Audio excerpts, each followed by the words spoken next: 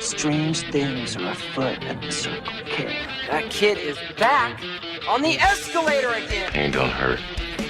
Here's my boomstick! Game over, man. It's game over. Welcome to the Bargain Bin. He is your host, Ben Mason. And he is your co-host, Sandro Luketic. And today we're talking 1989's Roadhouse. As always, what? So do I do it now, or? Do what now? All right, sorry, I shouldn't have cut you off. Do your thing. We assume if you're listening to this episode, you've already seen the movie?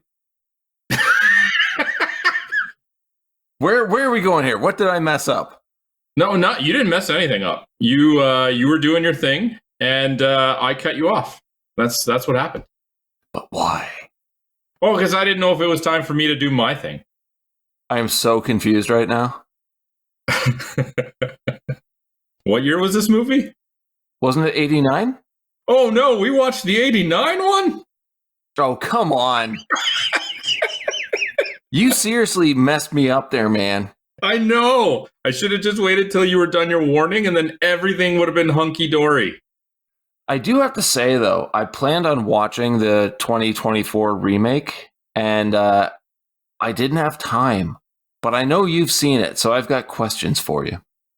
Oh, I don't have answers for you. You do. But we'll get into that because I have to say, we always do a little bit of a preamble about our history with the film. So, Sandro, 1989's Roadhouse. How do you know this movie? What's your experience with it? You made me watch it, I don't know, what, 15 years ago now? Yeah, about that. And I remember enjoying it and thinking that it was a lot better than I stupidly thought it was going to be. And then I never watched it again. Okay. That definitely makes me curious about your reaction today. Well, I just don't watch a lot of movies multiple times until we started doing it for this podcast. And now I watch everything twice. Not really your thing, but I guess it is now. Produced by Joel Silver, which is a name I've mentioned a few times. Oh, yeah, I remember that. No, you don't. No. Yeah. No, I don't. It's safe to say that Joel Silver enjoys his drugs. And he's produced a lot of cocaine-fueled movies, I would say, 3 of which I want to bring up because we have covered. This is the man responsible for Commando, Demolition Man, and Action Jackson. Those are all fantastic movies. Roadhouse is a weird one to lump into this group, but I think it does kind of fit. Okay. I found this movie because it was one of my parents' favorite films. Really? Yeah, which is very strange. Very, very strange if you've ever met my parents. They're more of a thriller or Western kind of couple. You could see some Western elements in this movie. He's almost like the new sheriff in town. Exactly. I'm glad you brought that up. But then you've got the Wade Garrett character, who is like Sam Elliott's amazing in everything he's ever done. One of my parents' favorite movies was Conager, where he was the lead, and this was my introduction to Sam Elliott. I think this is my mom's favorite iteration of a character he's ever portrayed, and he is a badass in this movie. Well, yeah, but he's a badass in every movie. It's true. Did you know there was a direct-to-video sequel? No, I didn't. It's really bad. It's really bad. The lead is played by Jonathan Skaich, or I don't know how to really pronounce his last name. It's a very weird spelling. But the villain is Jake Busey. So you put a Busey in a movie, I'm going to watch it. And you loved it? No, it was terrible. But I do love Jake Busey. The movie's hot garbage. I watched the DVD. It's one of the few movies I watched and then threw in the garbage. Wow. Yeah, it's that bad. I've seen your movie collection, and you have a lot of terrible movies, and you also have a lot of movies that you didn't enjoy, but they're your collection. To hear that you just chucked one in the garbage. It does not belong. Oh, man. It really is that bad, dude. All right, then. And when I heard that they were going to remake Roadhouse, and the rumor was they cast Ronda Rousey as the lead, I would have taken the direct-to-video sequel over even thinking about watching that. Oh, wow. It would have been terrible. But then we did get an actual remake with Jake Gyllenhaal. It came out this year. And I want you to tell me about this movie. Well, so the first thing I did when you were talking about this is pull up my tweet about it, because I figured that's a good starting point. It's not Roadhouse. It's something different entirely, and a roller coaster. I loved Jake Gyllenhaal and his cadence, and the Post Malone cameo. Camera work, Conor McGregor is not ready for this role. B, fun but flawed. Okay. First of all, you put Posty in anything, I'm going to watch it. It was not one that I was expecting. And his cameo is like right at the beginning of the movie, and he plays like a random like cage brawler. I'm like, not what I expected. I fucking love that man. Yeah, me too. Absolutely amazing. So I'm definitely going to watch it. Don't go into this movie expecting Roadhouse. It's called Roadhouse. Yeah, and that's because the bar that he goes to work at is called the Roadhouse. It's hard to describe. Like the plot beats are there, but it doesn't feel at all like Roadhouse. Is there a Wade Garrett character? No, there's nobody that he calls in to help him out. It's all There's just no mentor? Nope. The fuck are we doing here then? That it's not Roadhouse. I've literally just finished saying, don't go into it expecting Roadhouse. Do you think that the story of Roadhouse is forever trapped in the 80s? Because honestly, I think it is. I don't think you could really do it today. And that's why I was excited for a 2024 remake, because I thought they were actually going to try it. Yeah, no, I think the only way you can do a proper remake to make it feel like Roadhouse and be like a respectable homage is if you do it as a timepiece to a previous era. Didn't even think about that. That's a great idea. Aside from a direct-to-video sequel and the remake, did you hear about the off-Broadway musical? No, sir. That should not be a thing. Oh, yes, it should. And no. We need to find a video of it, because you will love this. I know you will love this. Because I'm going to tell you what the title is, and then I need you to look up the poster they used for it. Okay. The title is Roadhouse, the stage version of the cinema classic that starred Patrick Swayze, except this one stars Timac from the 80s cult classic The Last Dragon, wearing a blonde mullet wig. That's the title. That's the title. Now look up the image, please. Just search Roadhouse musical. Oh, dear Lord. It looks amazing. No. Yes. It'd be so good. They do realize that wig does not look like it's his even remotely. No, this is pure cheese making fun of Roadhouse, but they reenact the film on stage. Okay. I would pay so much money to see that. I didn't even know it existed until I did a little bit of research on the movie for the podcast. Okay. But let's just get into the notes here. Oh, wait, no, we have to play the game. Yes, we do. That I was not ready for. Shit. Well, the good thing is I was ready for it. Have we covered Swayze before? Nope. Okay. Terry Funk? Nope. Yeah, I thought maybe Terry Funk was in like No Holds Barred or something, but yeah, exactly. No, okay, shit. How many people are there? 3. Ben Gazzara? Nope. Okay. Are these prominent? Because I know of one person who played a minor role in a film we covered recently. Yeah, what's that? Tito La Riva? No, I don't have that written down. Okay. Must have been in the uncredited section. Kevin Teague? Nope. Who? Who are these people? Anthony DeLongis, who played Ketchum.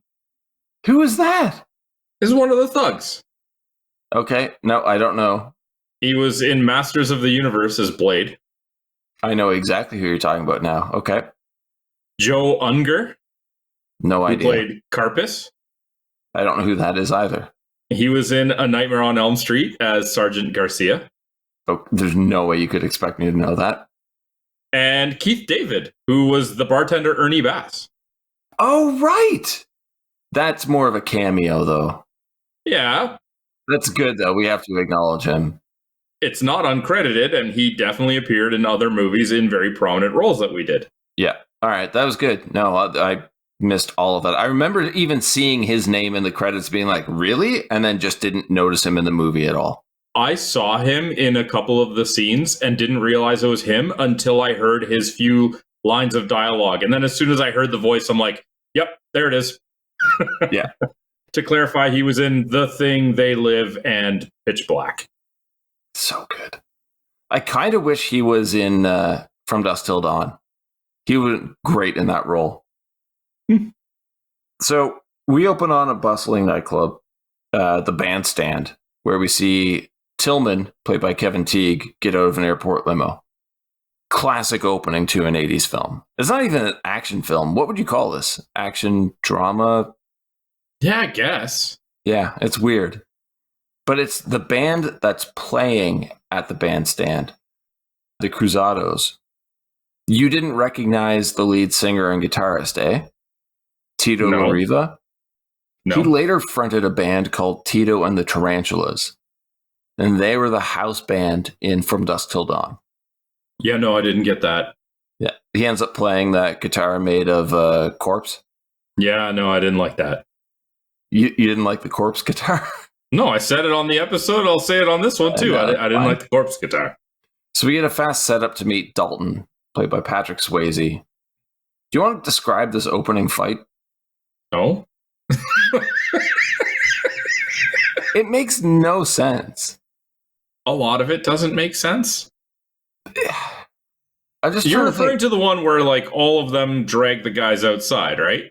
No. Well, eventually, but this is where a woman tries to stab a guy's hand and he backs up and then just kicks her stool over and she hits the floor hard and then it's just an insane fight and then yes, they drag them out.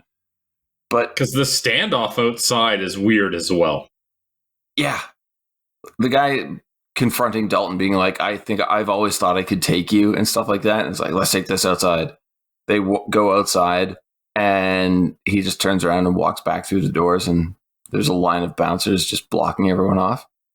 It's probably better for him. I mean, if you think, oh, I always thought I could take you, that means that his reputation has preceded him.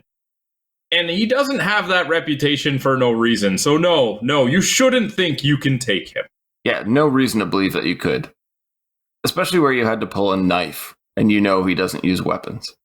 It's because he is a weapon. Ugh, the perfect weapon. Oh, wait, no, that's karate, Dad. Tillman confronts Dalton while he's sewing himself up because he wants Dalton to work for him fixing up his bar, the Double Deuce. It's an okay setup for what you expect to be an action film. Dalton drives home, gives his car to an old guy on the street, and then drives all the way to Jasper, Missouri because he took Tillman up on his offer. Is this just a scene to make the car more important? Yeah, I think that's the whole purpose, though even that is unnecessary because he clearly has like a car that he treasures and values and drives to. They set up that he's going from place to place. Like he's not permanently residing anywhere.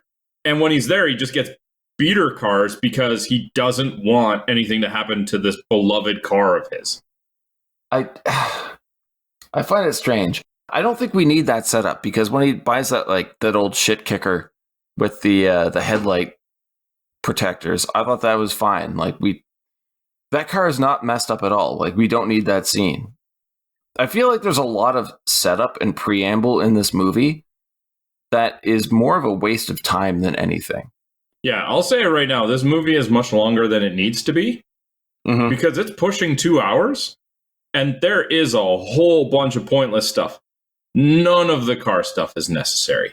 You can literally just say, when he's asked to go there, we'll have a car ready for you. Bam.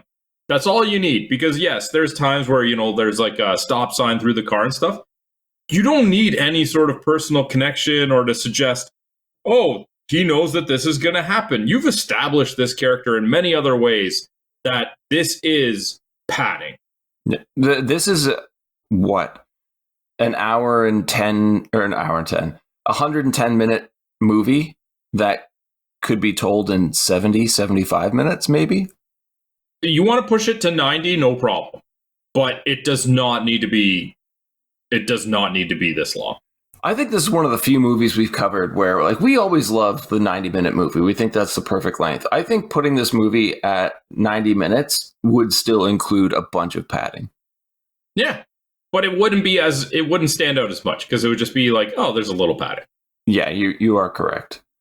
But we arrive at the Double Deuce, and what are your immediate thoughts? See, I don't live in the 80s, but watching this today, I'm like, how is this place even in business right now? It makes no sense. I feel like there should have been like committees and health and safety boards and local authorities that would have shut this place down already. But it is a tiny town run by one villain, one criminal. Yeah, and they suggest that he has the cops under his thumb. Oh, they right out say it. They don't suggest it. So why he didn't just have them close this bar is beyond me. Because it's open, making money, and he collects from it. It's a very rough bar, though. Well, it's going to drive customers away, I feel like. You would think. It's not a great setup. You just have to admit, it's not a great setup. There are more people in this bar than there are buildings in this town. Must be all the people passing through. Yeah, it must be, right? We meet Terry Funk throwing a guy out of the bar, and I don't mean like kicking him out, like full on throwing him over the stairs out. There is no portion of my being that didn't enjoy that. Yeah, it's very good. One thing about the movie I really, really loved, and I'm curious to hear your thoughts, is the character Cody, played by Jeff Healey. Mm-hmm. Do you know Jeff Healey at all? Canadian musician, legitimately blind, not just playing a blind guy. Exactly. He does a great job. A great job. I thought he was phenomenal in this movie. Yeah. They also, I feel like they exploit the fact that he's blind. Okay. I mean, it's a little on the nose, but this guy is literally Dalton's ear to the ground. Like, come on. You nailed it, man. That's exactly what he is. The chicken wire, did you find that strange? What, protecting the band from the bar? Yeah, chicken wire cage. That's insane. That chicken wire that would hold no one back. Holds back the beer bottles. I would have loved to see Terry Funk throw a guy through the chicken wire. Yeah, definitely. Okay. You had mentioned Jeff Healey was blind. Mm-hmm. He was blind for his life, for R.I.P. Jeff Healey. But the amount of beer bottles that smashed directly in front of his face, like, he's not hiding that he's blind. So this is the type of clientele this bar has. They're willing to whip beer bottles at the face of a blind man. Yeah. Immediately, it makes you hate everybody in this bar. It also makes you think this is the kind of place people would go to and spend money. It does, actually. That's the one thing the new Roadhouse makes more sense, is that the owner comes to him and she's like, I'm going to lose business. Because people are going to stop coming in because it's so like poorly like run. It's like, yeah, that makes sense. You want to save your business because it's going under. Not, oh, it's making so much money, but we need to make it safe. Like, that doesn't make sense to me. No, and this place is just filled with fighting, womanizing, drug dealing. It's a shithole, basically. I don't know why Tillman would even consider keeping the bar. No. Just sell it. Buy a bar somewhere else. Get out of Jasper, Missouri. Who wants to go to Jasper, Missouri? Sorry if we have any listeners from Jasper. I'm sure it's a wonderful town. But we do meet Carrie Ann, played by Kathleen Wilhoit. She's a server who is, I think we can agree, immediately likable. Yeah. Really? I loved Carrie Ann. You just flew under your radar, nothing out of... I enjoyed her. I didn't immediately, though. I like how she tries to befriend Dalton. Just being like, she doesn't know who he is, but it's a new face. So she's like, hey, you got a name? And he just goes, yeah.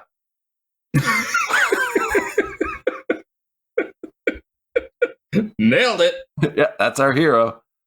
Because we see her fighting off people that are like grabbing at her and like trying to pull her onto their lap. And she's still trying to be nice to people that are at the bar. Employee of the month right there. Promote exactly. Dalton's just a complete asshole.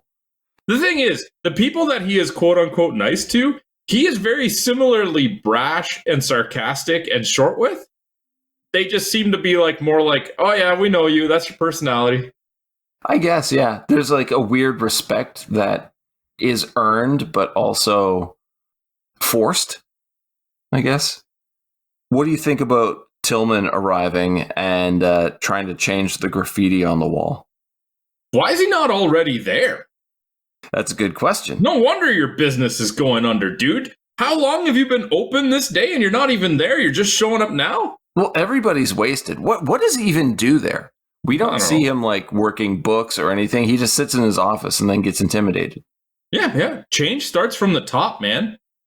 But changing the graffiti from for a good fuck, call blah, blah, blah to for a great Buick using a completely different color, you're not doing anything except writing on your walls more. Just didn't want that profanity on there. The relationship between Dalton and Cody. You brought it up that he is the ear to the ground. Do you feel like they wasted an opportunity to have some really good character building scenes by not having them together more? Yeah, I think he would have been really good as just like, almost like a confidant to him as well as not just an informant, right? Yeah. Kind of like what you get with, I can't remember the name of the farmer he rents from. Emmett. They show a little bit of like emotional connection with him. I would have liked to see a little bit more of that with Cody, because they even do allude to like how they had worked together in the past and stuff like that. So, I don't know. They kept it way too surface level with him. Yeah. I feel like this movie would have benefited more from being like an action drama, like with more, maybe a drama action, because this is a wasted opportunity to make you feel a lot more for Cody. And yeah, his character doesn't have much of an arc, but they could have given him one and it would have made the movie better, in my opinion. Yeah. So we learn that Dalton once killed a man by ripping his throat out. I've seen this movie countless times. I don't remember that at all. I definitely do, but allegedly, because at this point it's just rumors and speculation. I didn't even remember Wade Garrett bringing it up in a conversation later. I just remember it happening at the end and being like, what the hell is going on here? So a guy offers a patron a chance to kiss his girlfriend's breast for $20 because that's the type of place we're in right now. The guy gropes them instead and says he can't kiss them because he doesn't have $20. And this just leads on to a full-on brawl. Yep. Probably the most ridiculous bar fight I've ever seen in a movie. It's like everybody there is just waiting for the pin drop to just go. People are flying through tables, being thrown through the air. It's insane. Like I fully expected it to be like one of those comedy scenes where afterwards you see like the ceiling fan spinning and one guy's hanging on one of the blades. There is nothing serious about this. It is so over the top and comedic. Yeah. I found it really disappointing because I remember this movie being really intense and really enjoying it. And I'm not even laughing so much as I'm just kind of disappointed at this point. Well, you definitely shouldn't be laughing. Yes, violence is not a laughing matter. Well, God, neither would the lawsuits that would come from this fight. No, there's no lawsuit. So the next day, Dalton buys an old shit kicker car that has headlight protectors, like I said before. And I always like this scene because it shows that he knows exactly what he'll be dealing with in the future. Yeah, you could throw this part of it in, no problem. You don't need any of the stuff with the other car, though. Yeah, we definitely don't. But I like how he does buy this, and we go back to it, I think, 2 other times where it's just destroyed. And it's kind of like, yeah, well, this is the result. Never phases him at all. Never. Renting the barn, the top level of that barn from Emmett, the local farmer. Emmett, played by Sunshine Parker. What are your thoughts on Emmett? Oh, I love Emmett. It's impossible not to, right? Yeah. And this like initial conversation that they have is just so charming, where Emmett's like, there's no TV or radio or whatever he says. And Dalton's like, oh, that's perfectly fine for me.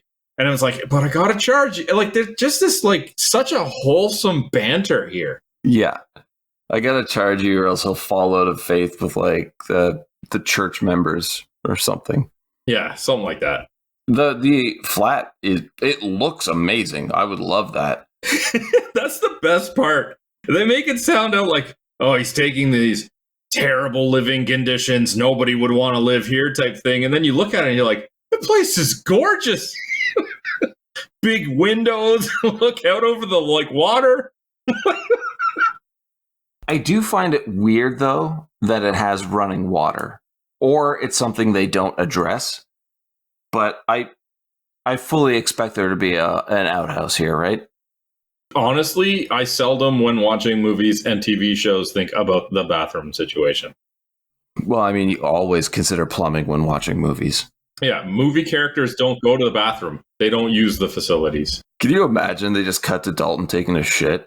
Yeah, no. The bathrooms are used for, like, sex and drug deals. People don't actually use the bathrooms for waste.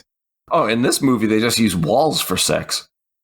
But yeah, we're talking general here for movies, right? Oh, sorry. My bad. Yeah. Yeah, okay. I would definitely pay that rent. Do you remember how much he's charging Dalton? Oh, it's like a couple $100 or something like that. $100 a month. Yeah, I'd take that. I mean, it is a shithole, right? Like, it's.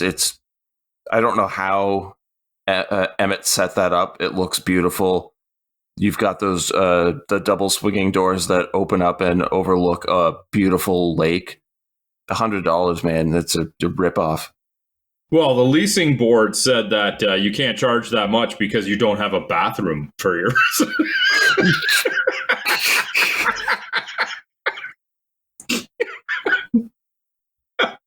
I don't know, man. For that place, $100 a month, I'd definitely shit in a hole in the ground. But Emmett lives across the lake from our villain, Brad Westwood. Of course. It's movie 101. Place your enemy as close as your friends. It's so close, though. Suggest, like, he can hear all their partying and stuff. Multiple times, Wesley is watching Dalton without binoculars. Yeah, I didn't buy that at any point. No. Every time that happened in the movie, I'm like, no way you can see that, dude. I never really thought about how ridiculous it is until you mentioned it. But yeah, he is so close. This movie really is bad, isn't it, Sandro? That's subjective, and it's what you consider bad and what you don't consider bad. We'll get there. So Tillman introduces Dalton to the bar staff.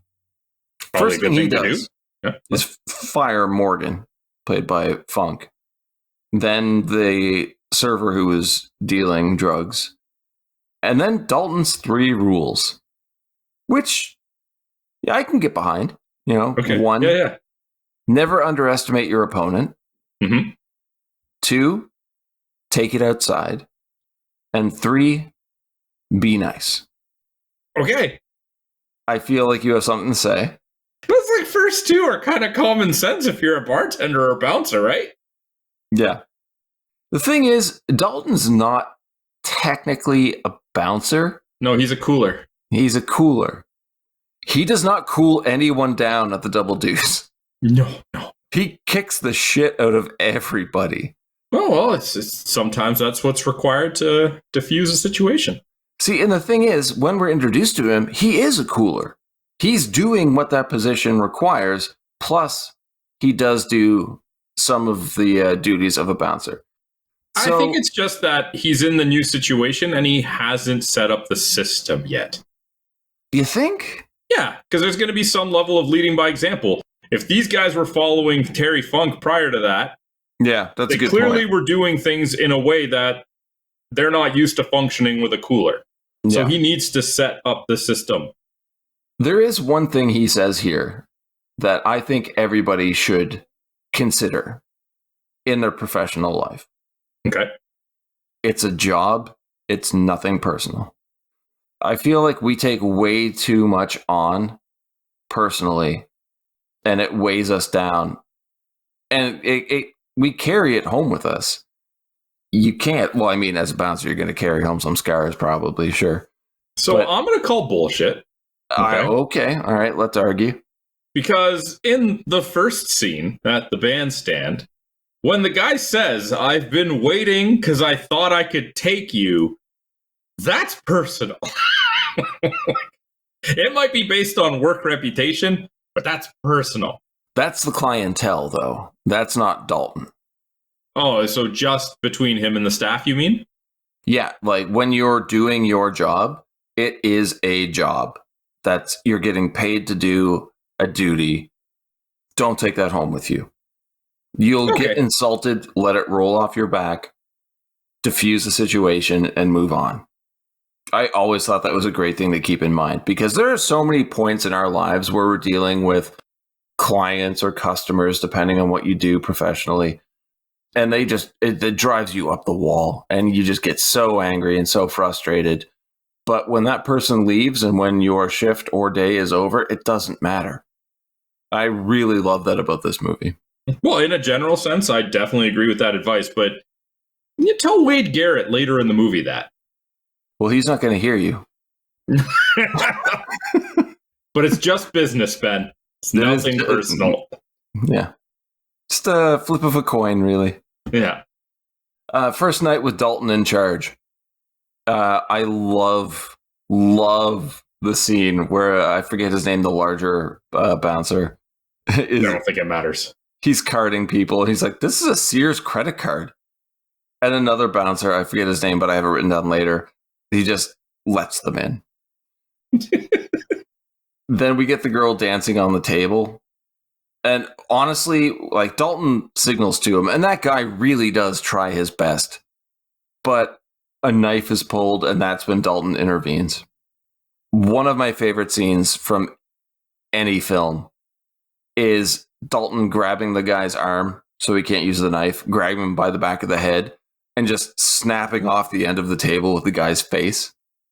That table doesn't seem very structurally sound. It does not at all. But it is probably one of the most brutal action shots I've ever seen in a movie. Like, honestly, that probably should have killed the guy. Yeah, or broken his face, at least. Well, he got a bloody nose. That's not enough. That is not Yeah, enough. his face should have been everywhere. There's actually a lot of violence in this movie where the outcome is so unrealistic because it would have been a disaster. It would have been a massacre. But we cut from that action scene to Dalton catching that bouncer from before having sex with the woman he let in. I watched this when it came out in 1989. Okay. I was like 6 maybe. Okay. And I'd seen a lot of action movies, and I'm just kind of like, what is happening? Why? There is so much gratuitous nudity in this movie. Of course, it serves no purpose, but there are just topless women everywhere. This guy's such a sleazebag. He really is. Like, he even says to her, like, "I'm going to make you my regular," I forget what he said, Friday or Saturday night thing.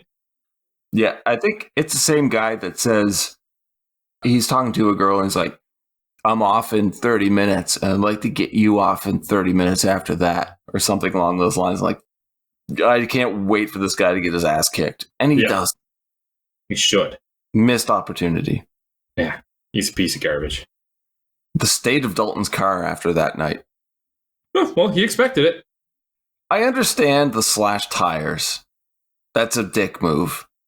The hole in the windshield. Asshole move. The bent antenna. That's just insult to injury, right? Exactly. And that's the first thing he goes to. He just like tries to straighten it. He's like, eh. I always found that funny. But later that night, we have Wesley's party, which I have written in my notes as AKA, let's get coked up and throw topless women in a pool. Well, that's what rich entitled people do. What have we seen Wesley do up until this point that classifies him as the villain? Nothing yet. Exactly. But we hate him already, right? Well, would you just know when you're watching one of these movies, you know he's not going to be the kind-hearted soul who funds the repair of the city. Come on. Carrie Ann brings Dalton breakfast. Curious about the scene. Do you have anything you want to say? I love how like one of his first questions is probably what we were all thinking, like, how'd you find me? And she doesn't answer. That's the best part. We don't know. It's a little creepy there, don't you think? It is. It really is, but I love it. And it's just, I think Carrie Ann's great. It shows how fun and caring she is and uses that as a way to further the plot by explaining his actions will have consequences. Sure, you could have gotten away with that at the bar. She could have just said that the next time he showed up to work. Or not said it at all, because I'm fairly certain he knows that his consequences have repercussions. He's been doing this before, and the audience knows that the villains don't, in a movie, just go, oh, we lost the first fight, this is over. Yes, and I think this is a perfect example of the padding we were talking about, because this could have just been a quick flash at the bar or not even exist at all. So what I feel like they were doing and missed out on was that they could have introduced Carrie Ann, much like they could have introduced Cody, as a larger character, because these are two people who are honest to God good people and interesting characters that we just don't do anything with. We set them up to be great and then ignore them for the rest of the movie. Yeah, she has like one scene after this where they get her up singing or something like that, and it's a nice feel-good moment for her, but it's like, you've really built no further connection to this character that I really care. So why even build this character up?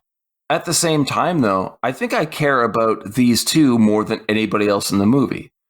So is this an issue with the writing, the direction? I'm wondering if maybe there were scenes cut to bring it down to an hour and 50 minutes. But something here is completely messed up. It doesn't make sense to me. Why even make these two separate characters? That's a great point. Like, yes, you could have the musician, right?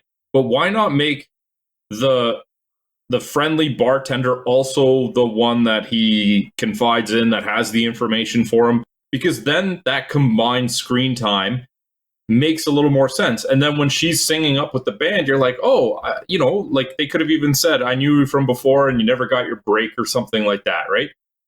Yeah, that would have been perfect. It would make the most sense because I don't think Jeff Healey's finding his way to Dalton to bring him breakfast. No, but it just makes more sense for her character because you can have that goal as well that you are kind of rooting her on. Yeah, I think that's a fantastic idea. It would have been a great rewrite. You could have even made Jeff Healey's character like another bartender who, instead of singing, has aspired to be in a band, right? Like working to where Jeff Healey's character is. But it's just spread out, which really creates a lot of padding that you don't need. Yeah, which sucks because I feel like that could have been the actual meat of the movie.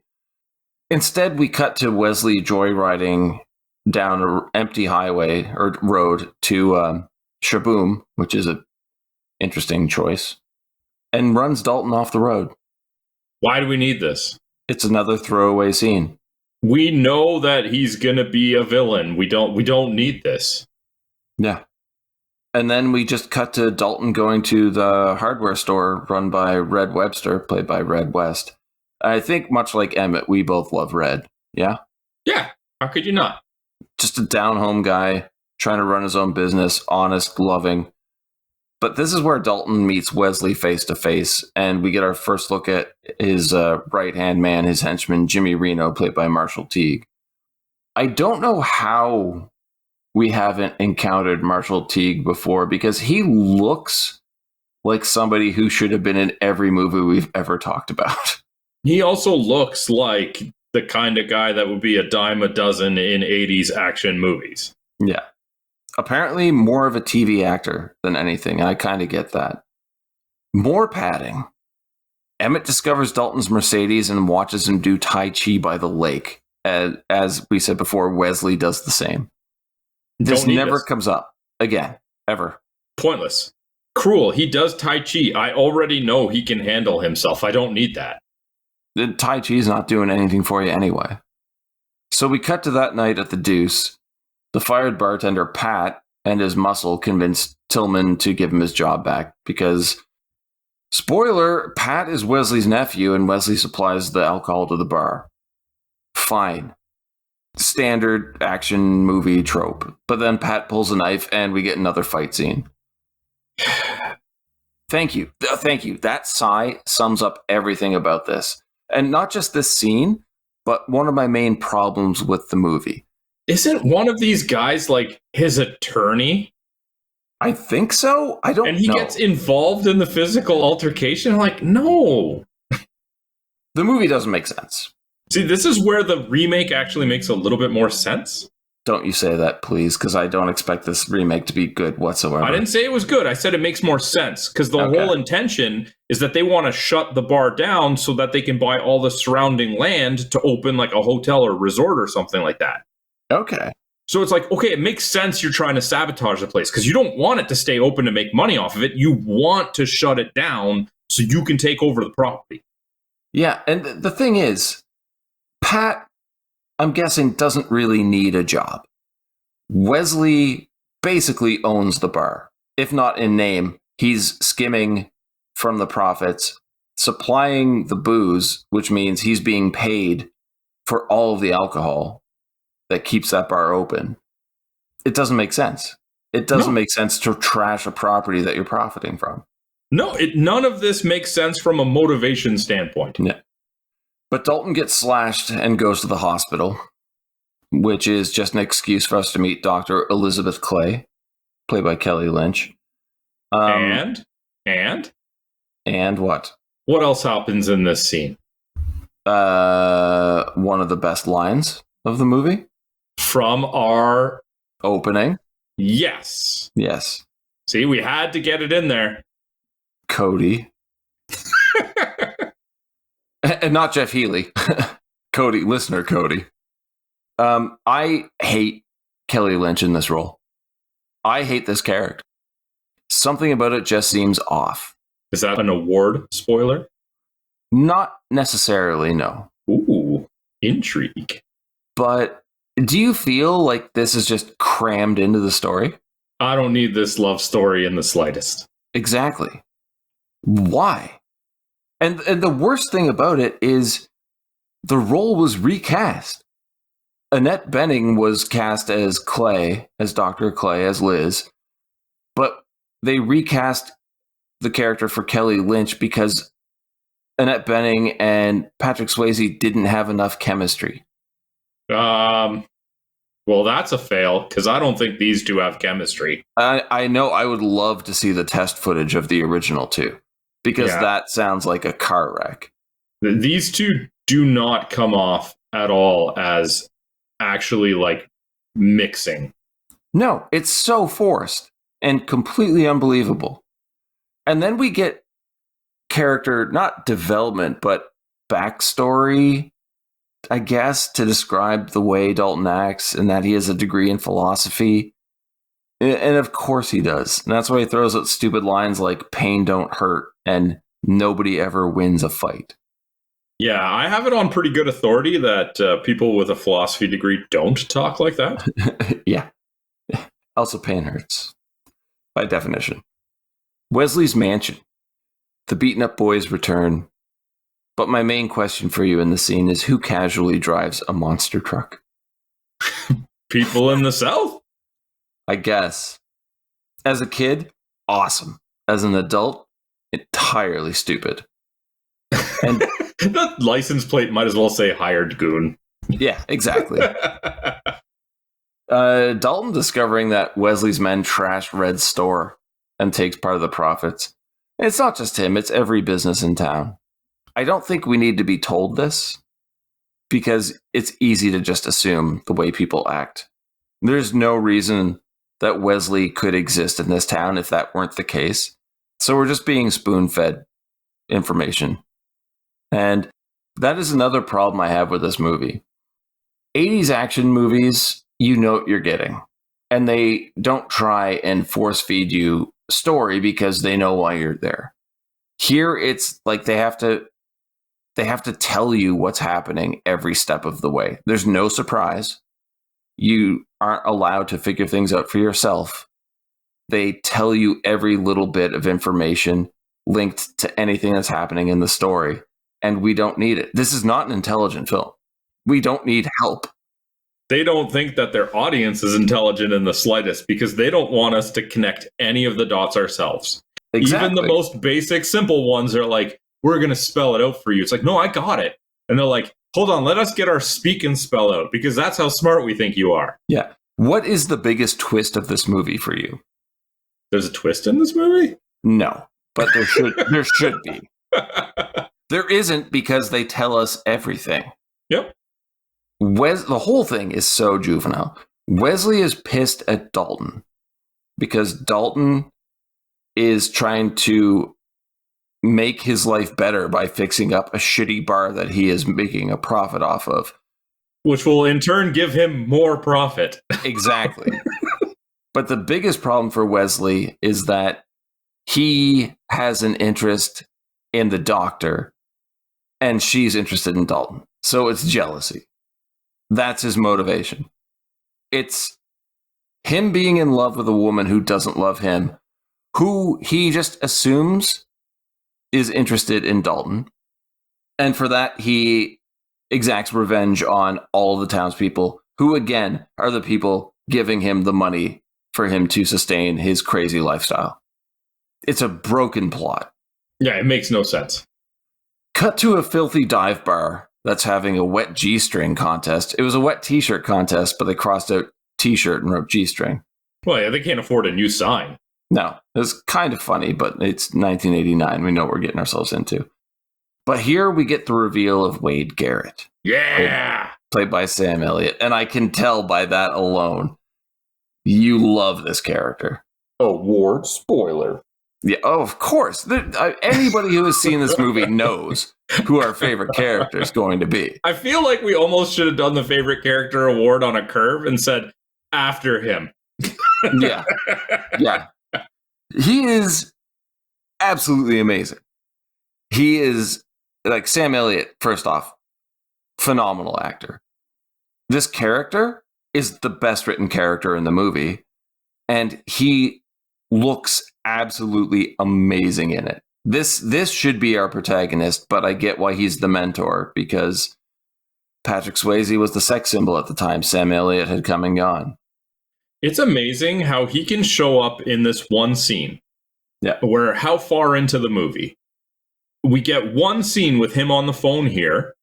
There was a reference to his name previously. Yeah, Wade Garrett's the best. Then we don't see him again for a decent runtime as well. And yet in this one scene, he's stolen the first hour of this movie. Yeah. And do you know how he steals it? By convincing somebody in like the Navy or military not to jump on stage and grope a woman. And he does it using the rules that Dalton laid out at the beginning. So obviously Dalton has learned everything from Wade Garrett. Yeah. I want more Wade Garrett. Yep. Just give me more Garrett. This is exactly why we're here. So at the Deuce, Wesley's girlfriend, Denise, hits on Dalton before being ripped away by Jimmy. And this is where we have Carrie Ann singing with the band, which is awesome and unfortunately pointless. Yeah. Like, it's good for her, but you haven't made me care that much. okay, going back to what I was saying before, I do care. I don't. I'm more insulted at the fact that they're not giving me more of this to care about. Yeah, you know what? When we saw the band earlier and they were throwing all the beer bottles, you could have set it up where she was trying to go up to sing, and the clientele being really chauvinistic and like booing her and telling her that they don't have a place for a woman on the stage, and they're throwing the beer bottles at her, so she walks off without trying. And then his cleaning up of the bar is also a signal to her that, hey, it's actually gotten safe enough for me to actually go and do this. Now I'm invested. Now I care. Now I've seen her actually struggling with this because she's just singing there. And I have no reason to believe that she hasn't done it before. Yeah, and you know what that does? It gives the movie a point. Okay, we could have made a better remake of this movie. But no, you could have made a better remake of this movie. Because you're you say providing that every time. Well, what I'm doing here is I'm pointing out my problems, which should be obvious to anybody watching this movie. And you're being realistic, and you are showing us and telling us what should have been done. And it all makes perfect sense, and it would make for a better film at the end of it. Yeah, but if I was the creators of this movie, I'd be doing it on a light bright because I wouldn't expect my audience to know what I'm doing. Well, if you were the creator of this movie, you'd be doing massive lines of cocaine like Joel Silver. Maybe that's the problem. Maybe I would have done it better because I wasn't doing massive lines of cocaine. It's a good, I don't know. Commando, Action Jackson, Demolition Man. They were such good movies. And that just shows me that they can do good movies. Those are cocaine movies, though, man. Those are over-the-top action cocaine movies. And you know what? I love those. And I feel like you could do that with this, but it would be better if you took it in a different direction. And it seemed like they were really confused and tried to do both, and then we got this mess. Yeah. Wesley's thugs arrive. Dalton points out to another one of the bouncers that one of these guys has a blade on the toe of his right boot. How do you see that? A glint in the light, I guess. I don't know. It's really dumb. And then we get another fight. That's not even helpful. It's not at all. You kick people with a bladed boot? Like, that doesn't seem... You know what? Just keep going. Well, we get that bar fight. Liz shows up, sees everything. Then we cut to a diner where we're supposed to believe the two bond. But again, there's no chemistry between these actors.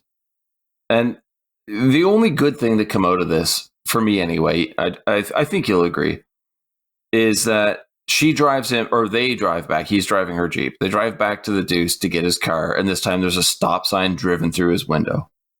I got a chuckle out of it, and that's all I got out of it. But then we get their first kiss. And honestly, I think you'll agree with me. Nobody cares. No. I cared more about the guy that was passed out at the bar that he paid, like, his extra, what did he say, rent? Oh, later on? Yeah. Yeah. Oh, wait, no, that was this scene, yeah. Yeah, not paying rent here. That guy was great. And the cook, the disdain on his face. I mean, honestly, you wanted that guy gone. Honestly, just wait till they leave, keep the money, and then kick him out. And he's not going to know he's passed out. Exactly.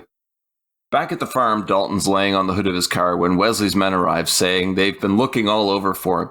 He lives across the fucking river, guys. And not just that. Wesley's looking at him constantly. He's not hard to find. No, you don't need to... okay. The town is like 5 buildings, one of which he works at, the other he lives at. You're going to find him. So they take him to see Wesley, and we see Denise doing aerobics and sporting a pretty nasty black eye. I'm really confused with this Denise character. Obviously, 1989, women are not being written well at all in popular film, or honestly, sadly, most film. Her reaction to Dalton seeing her face was to immediately be embarrassed and turn away. Yeah. I'm thinking, holy shit, character development. That's right out the window next time we see her. Yeah, no. Yeah. Why? Why does she have a black eye? Why does she have a black eye? Because Wesley beats the shit out of her. Well, the movie almost tries to make it seem like, because she was kind of flirty with Dalton. Right? Oh, yeah. The reasoning behind it, not the action. Okay, yeah. Yeah, that's what I'm saying. She was definitely trying to hit on him. he wants the doctor. Like, she's also just definitely trying to get out of the relationship with Wesley. And now you think Wesley would be like, go seduce him and get him out of the doctor's life? Like, well, maybe he hit her because she failed to seduce him. That's too smart for this movie. And it's not even smart. Okay, sorry. No, I like where you're going with this. There are so many different ways you could take this. It's just the motivations of the characters make no sense constantly. Okay, controversial statement. Yeah. I like Wesley. Okay. I think he's a perfect villain for a movie this stupid. Okay. The thing I don't is, think that's that controversial. He justifies his actions, thus convincing himself he isn't a villain, even though he is. It's a ridiculous character, but they get away with it because he's like, I know what I'm doing. You're like, well, okay, I guess. You're the only one who seems to, even though your actions disprove that. Yeah. He tries to recruit Dalton, which is a really smart move. Probably the smartest move he could make, but of course it doesn't work. But then we cut to the Deuce that night. The place is, I think we can agree, looking great. Cleaned up, bustling. They're running out of alcohol, though. So that's Dalton a good problem makes... to have. Well, they're not running out that way. No, but at first I heard that. I'm like, okay, you're getting even more business. I'm like, no. But this is when I believe I recognized Keith David's voice when he said they were running out of whiskey. Yeah. And that's an issue I have here is because Dalton says he'll just make a call. Like, Dalton's going to take care of it. Yeah, he's a cooler. He can do everything. How? Yeah. It makes no sense. And you're like, okay, I guess maybe this will come up later, and it does. But before that, Liz shows up, and they go back to Dalton's place for the obligatory sex scene, where, again, Wesley's just watching them the entire time. I'm at a loss for words here, dude. It's getting bad, right? It was bad. It was bad from the beginning, and it's just getting horribly worse. Yeah. The next day at the Deuce, Cody lets Dalton know that Wesley is a thing for Liz, and word about them is getting around. Yeah, this is not a big town. Everybody knows what's going on. But this moment of stupidity, at least, is alleviated when they get their liquor delivery as Wade Garrett arrives at the Double Deuce. He saves this movie. Well, he tries to save this movie, I should say.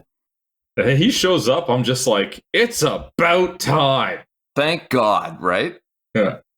Wesley's men show up and start destroying the cases of liquor, and Garrett intervenes, and he and Dalton kick ass.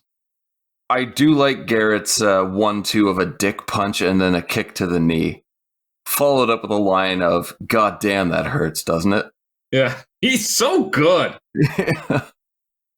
I think it's because he's so nonchalant in everything he does. But he's just having fun. He comes across as being cool. Yeah, well, he's which is definitely weird. Cool. No, he doesn't just come off as being cool, dude. He's cool. He is cool. He really is.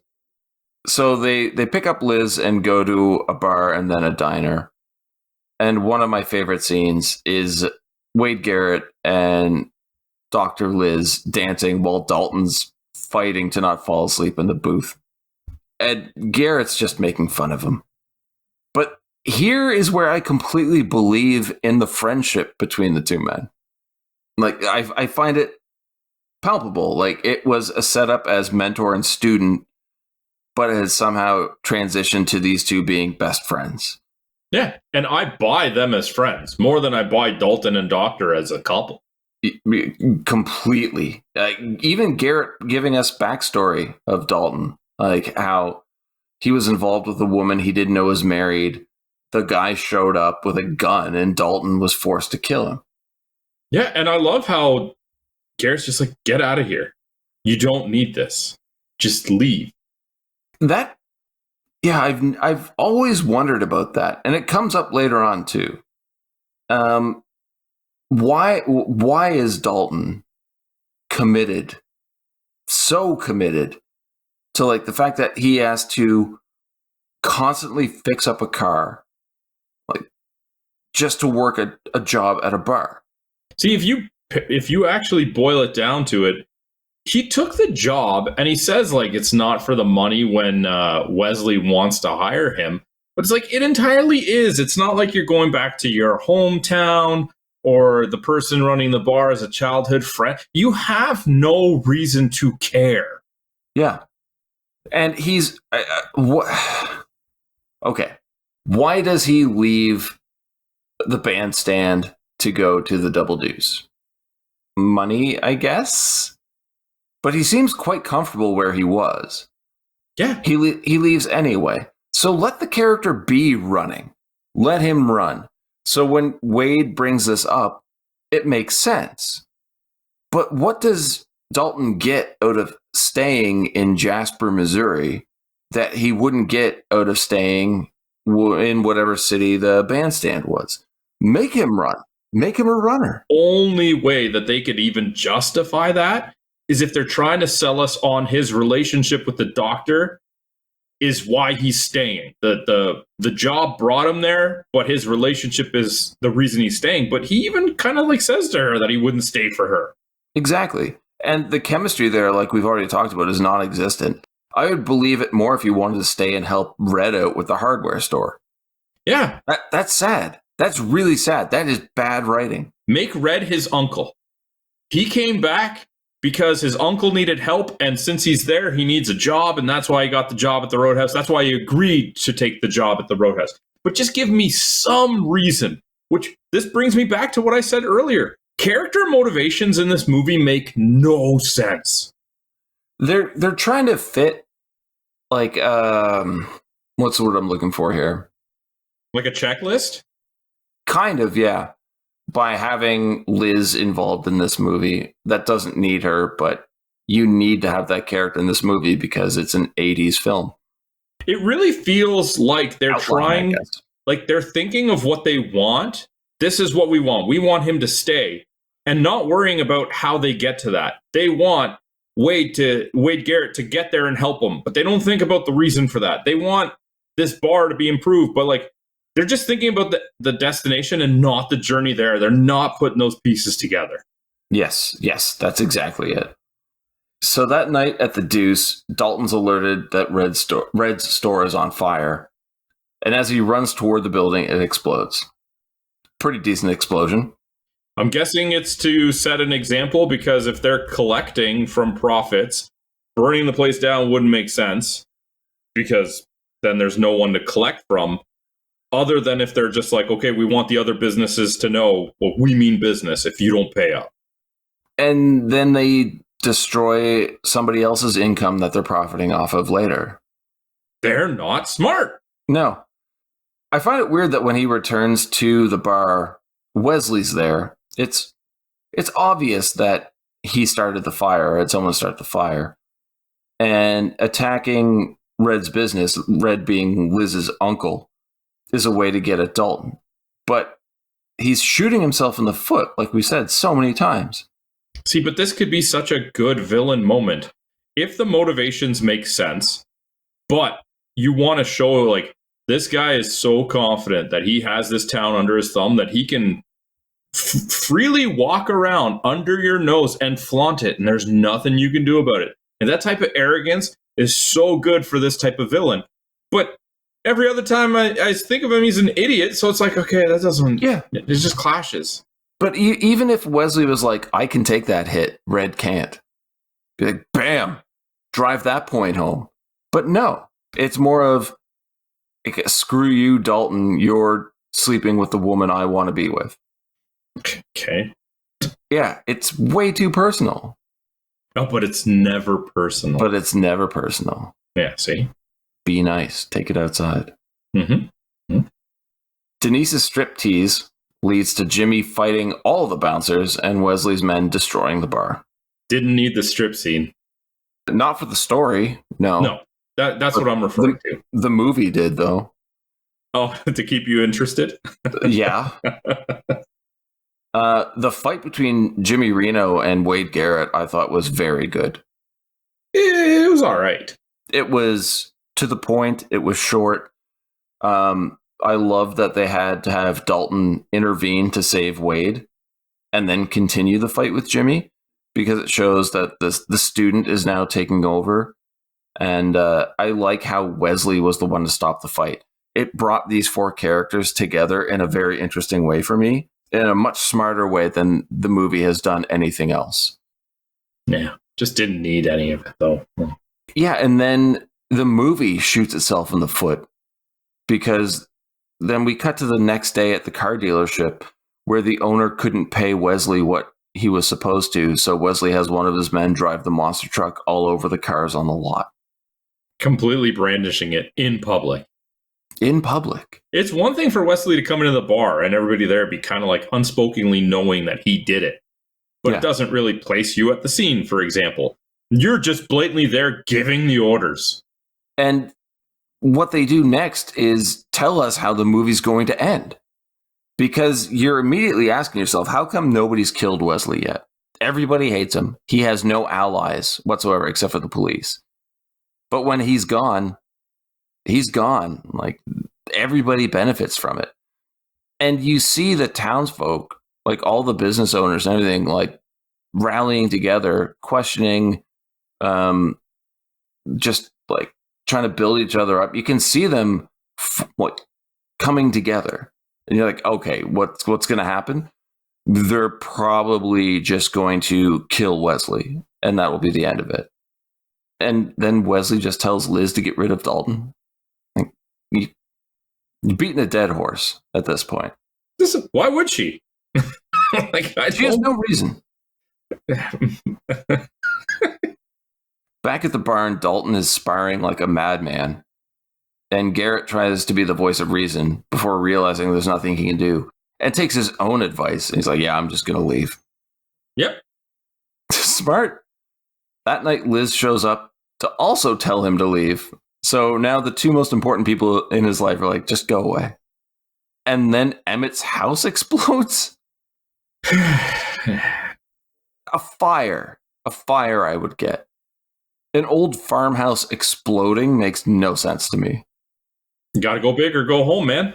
I guess. And again, 80s. But Dalton rushes in to save Emmett from the blaze, and he does.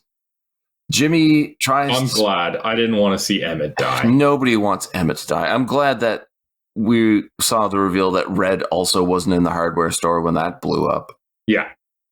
Jimmy fleeing on the dirt bike, but is tackled, and I have here, magnificently, by a flying Dalton. He can run. He can run. Of course, this leads to the most talked about fight of the movie. So I now obviously have to ask you, what are your thoughts on this fight? I don't care for the fight. I'm a fan of the finish. I thought the fight was well done. It's a really good back and forth. Unnecessary lines like Jimmy saying, I used to fuck guys like you in prison. Okay, dude. Yeah, it's like, all right. So are we going to fight, or are you coming on to me? I don't... The one thing I've noticed in this movie, the amount of shots to the groin. There are so many dick kicks and punches. But that all leads up to the throat rip. And I remember that being the most badass scene of the movie. Except now, I think the most badass scene is what happens immediately afterwards. Where Dalton's screaming across the river. And I know I've sworn a lot in this, I'm sorry. But he's screaming, Wesley, fuck you. And then just shoves Jimmy's body across the water. It's insane. But the retort is equally insane. Because Wesley calls Dalton, because he has his phone number for some reason, and tells him that Liz or Garrett is going to die and he has to pick which one. Do you not agree that's pretty badass? It really feels like since the burning down of the hardware store and Wesley being in the bar, it's been a competition of these two showing who has the bigger dick. It's a scorched earth scenario at this point, I think. Wesley's willing to destroy anything. But it's just like, he has no problem brandishing that he burned the place down. He's not hesitating to, like, destroy the car dealership. Dalton has no problem literally, like, here's the body of your henchman I murdered. Right? Like... It's so ridiculous. Like, neither of them are worried about anything outside of one-upping the other guy. Yeah, honestly, at this point, all you can do is be like, what the hell is going on? Sure, just let's play this out and see where we go. Dalton won't pick, so Wesley brings it down to a coin flip and delivers another very good line of, I sure wish I could tell you how it turned out. One of the best lines of the movie. Maybe it's just me, and maybe I'm being naive, but like the whole time I'm like, he loves the doctor. He's not going to kill her. Yeah, we know this. The whole reason he wants Dalton gone is because he wants the doctor to himself.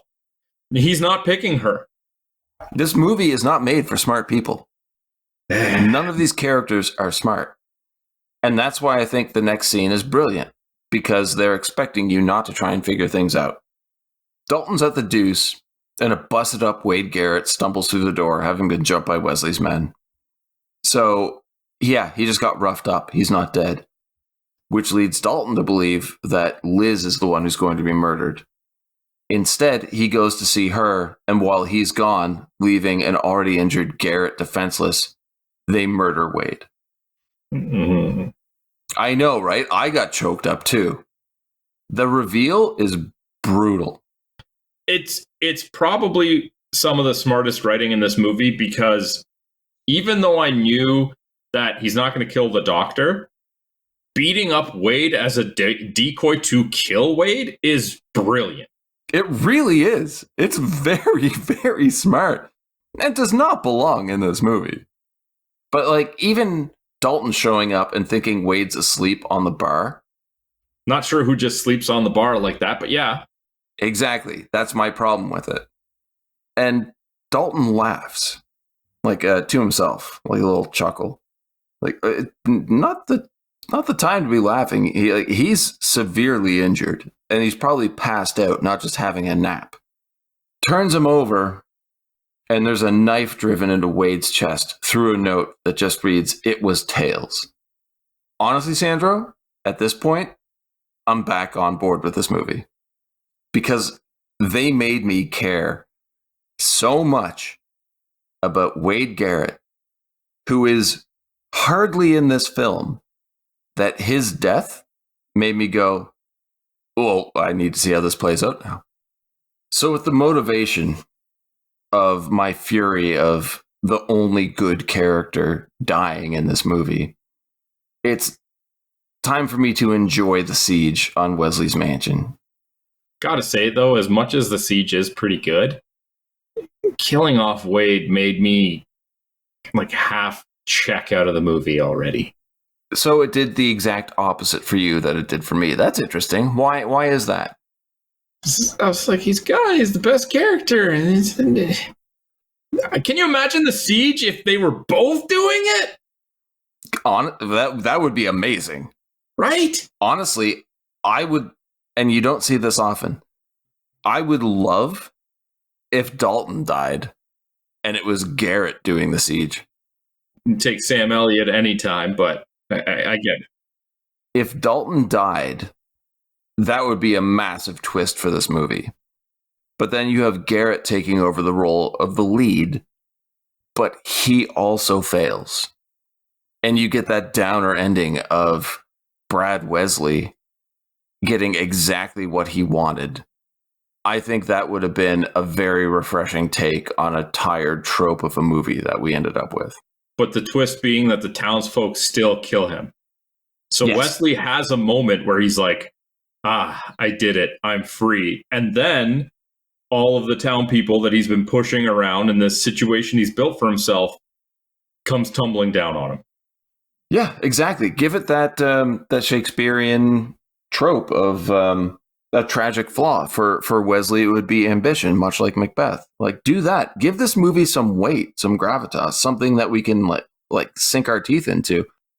Because this has been pretty bare bones the entire time, up until this finale where we could actually get something worthwhile out of it. And I think that would have been brilliant. It's been cookie cutter up until now. Give us something we don't expect. And I think this movie, while is a cult classic, could have been so much more. But your thoughts on the siege?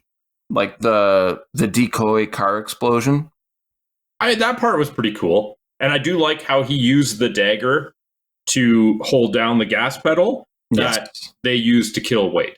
It's very much like as soon as the thugs see it, they're like, uh-oh. Yeah, and the guy who takes it out is the guy who obviously stabbed and killed Garrett because he has the sheath on his belt and puts the knife back in, only to be murdered by that knife later on. Like, that's great. This is what I'm getting at. Like, they're getting smarter with their storytelling, and then it just falls off again. It's frustrating. The polar bear non-death. What do you think about that? I like it. I like it too, right? It works. And something else that works here, and this is another thing that confuses me, is that Wesley doesn't run and hide.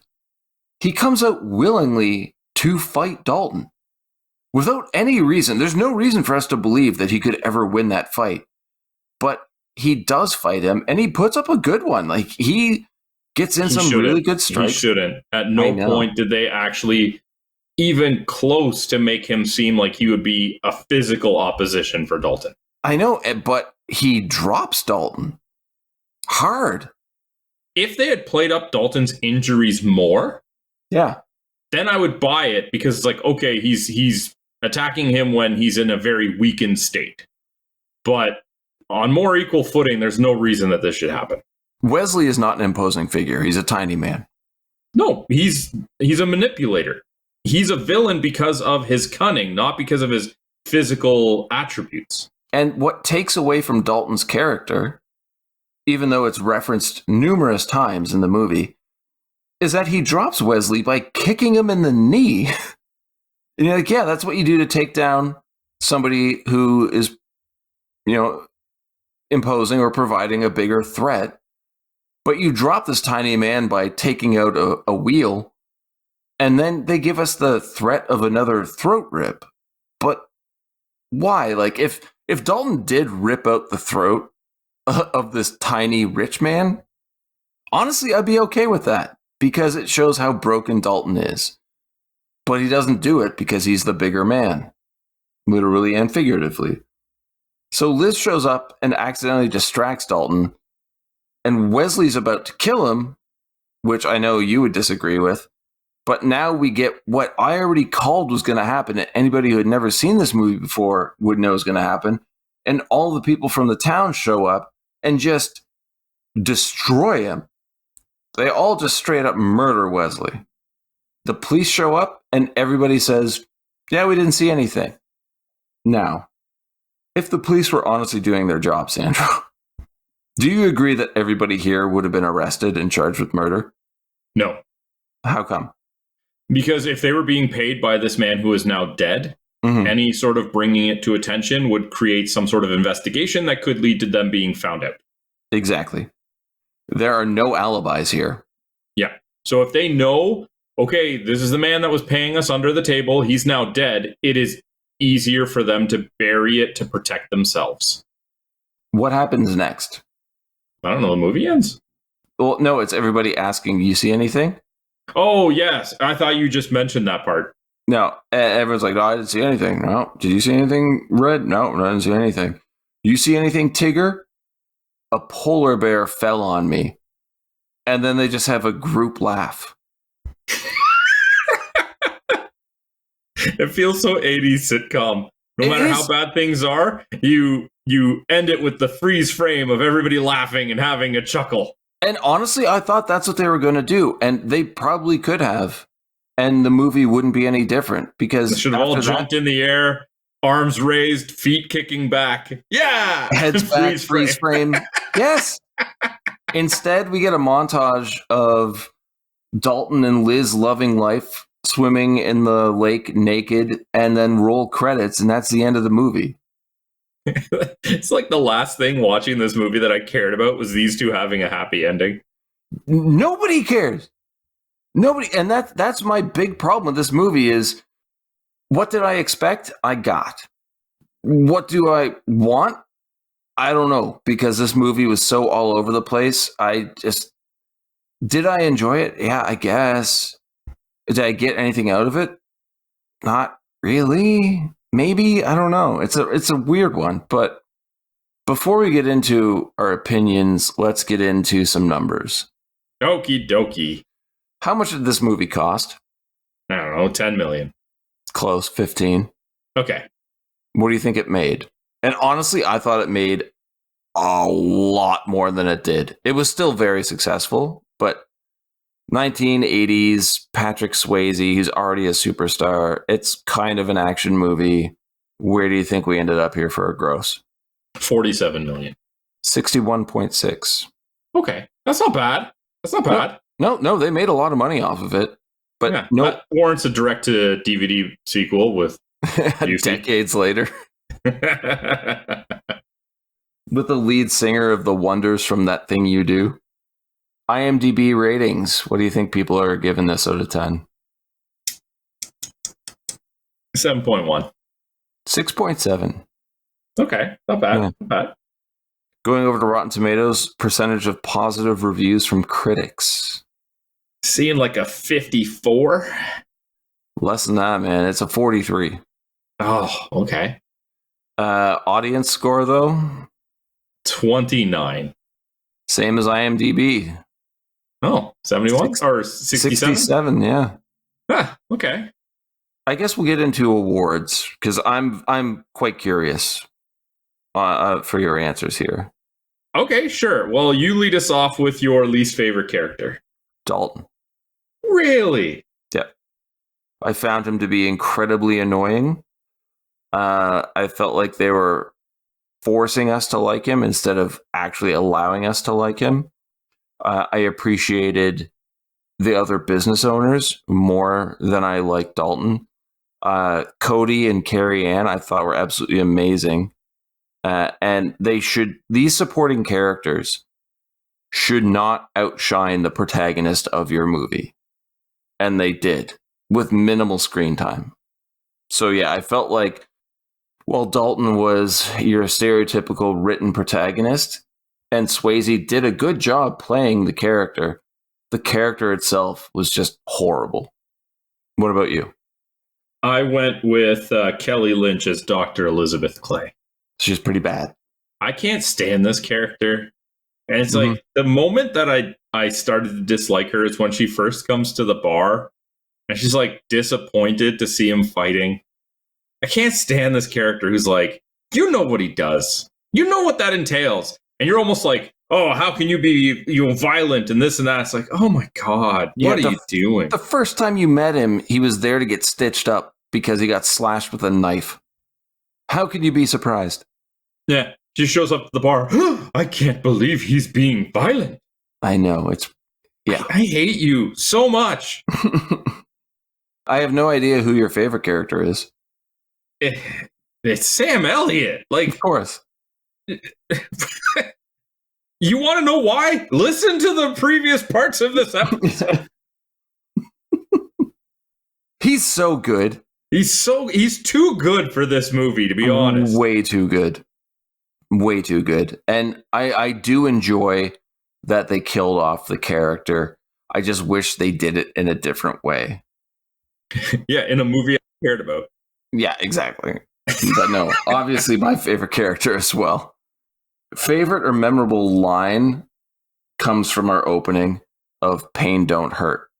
Because it's just so stupid, but so iconic. It is so stupid. There are better lines, but that is my most memorable. What's yours? A polar bear fell on me. It's pretty good. It genuinely made me laugh. Because this was like the one henchman that throughout the movie almost seemed to like be somewhat remorseful about what they have to deal with. But it's kind of like, I'm stuck in this situation where if I go against them or try to leave, then I'm just dead myself. Yeah. Well, sorry, go ahead.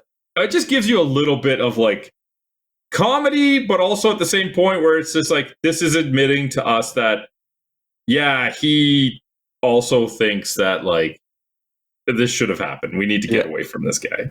But also, you look at Tigger throughout the movie, and he's always there to do what his boss tells him to do, and he always gets his ass kicked. And when Wesley's berating them in the movie later, where he's demanding an apology. And Tigger just goes, "Sorry, boss." And Wes is like, "I believe you, Tigger."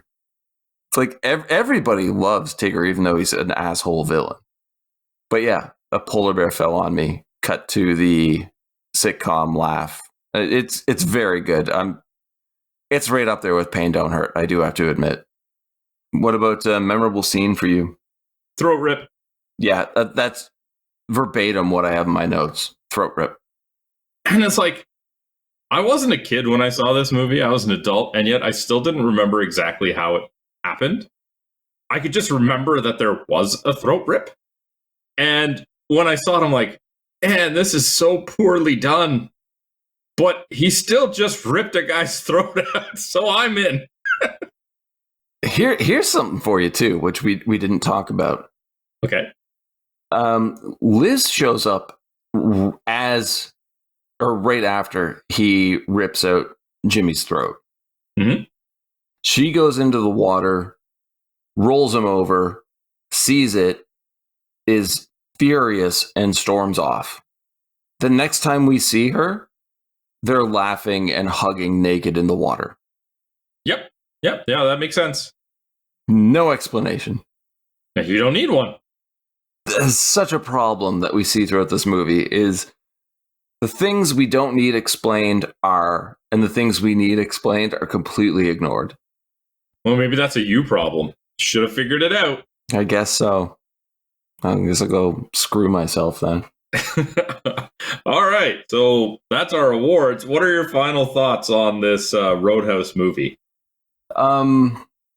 As much shit as we've given it, I do enjoy the movie. It's really bad. It's not good. The shining moments are fleeting, but they are really entertaining.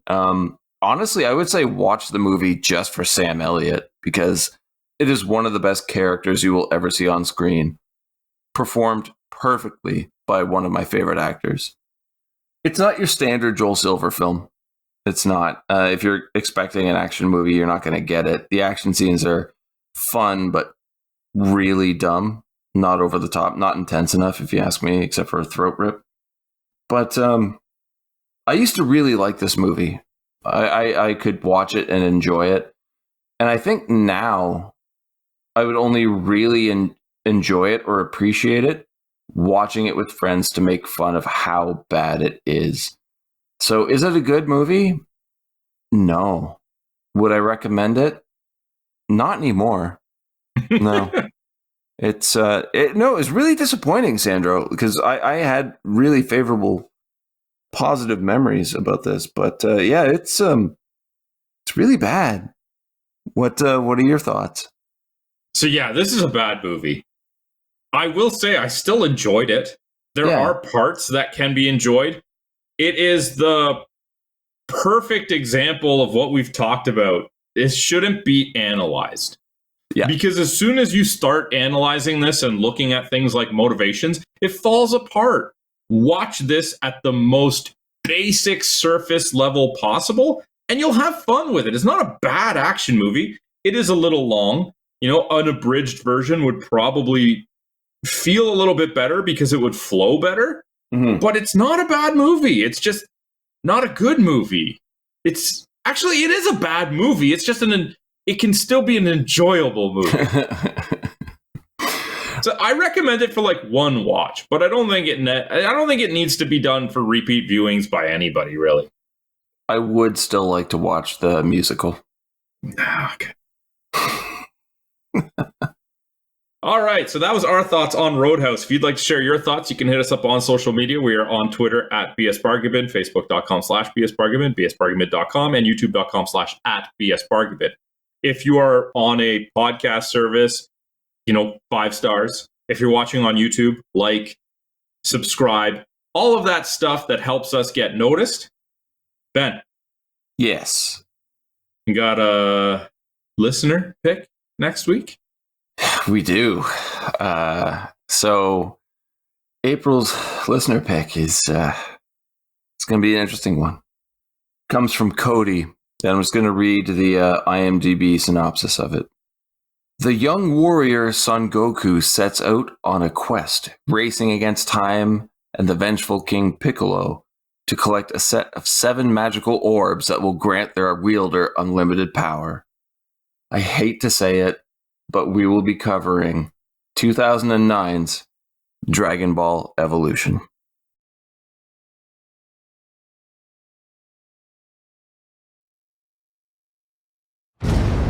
In an ancient time, Earth was nearly destroyed.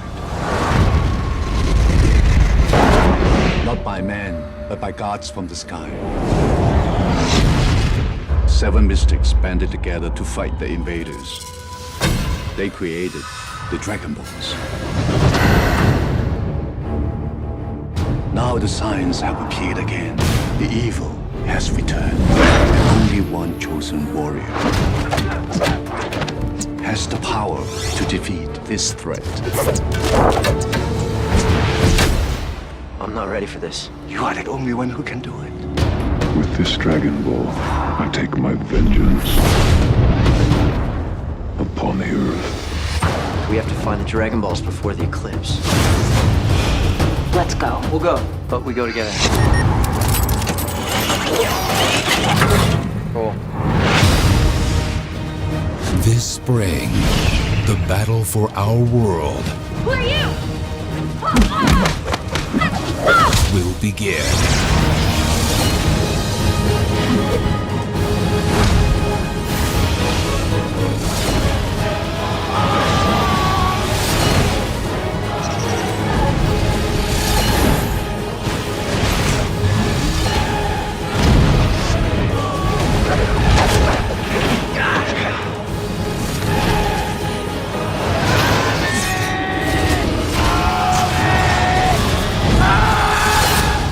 Dragon Ball Evolution.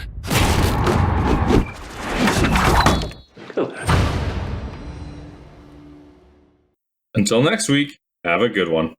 Pain don't hurt.